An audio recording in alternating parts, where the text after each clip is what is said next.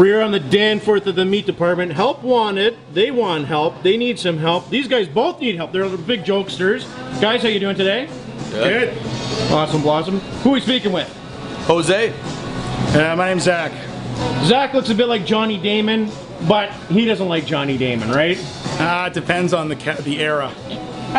What do you think about Johnny Damon, Jose? I hate Boston Red Sox. I hate the Yankees. Who else do you hate? Come on, you can't hate Everybody in the everyone. American League East. Oh, jeez. And this is their shop. We've got the scoreboard up here. Athletes they love, athletes they hate. This is the beauty of this store, right, Jose? That is right. So up here on your wall, you've got your so-called wall of shame, right? Yeah, it's not so much a wall of shame. They just can't come into the store. You can't come into the store. Yeah, we don't like them. You know, anybody can get up there on the list. You know, David Beckham's on the list because we don't like the sound of his voice. Let's see, who else? The Mannings, obvious reasons. Phil Mickelson, we all know why he's on there.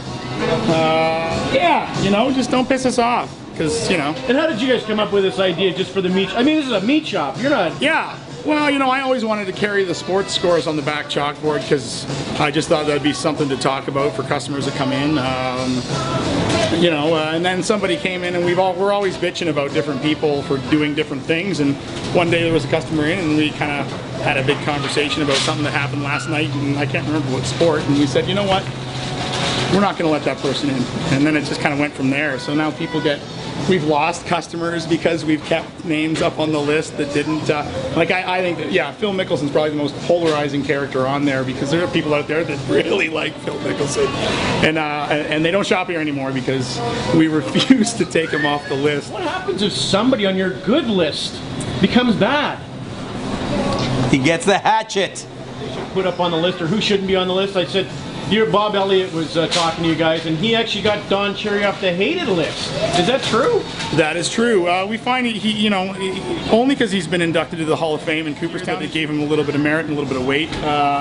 So normally we don't take any names off the list unless the actual person themselves comes in and defends to Jose and I about why they deserve to not be on the list.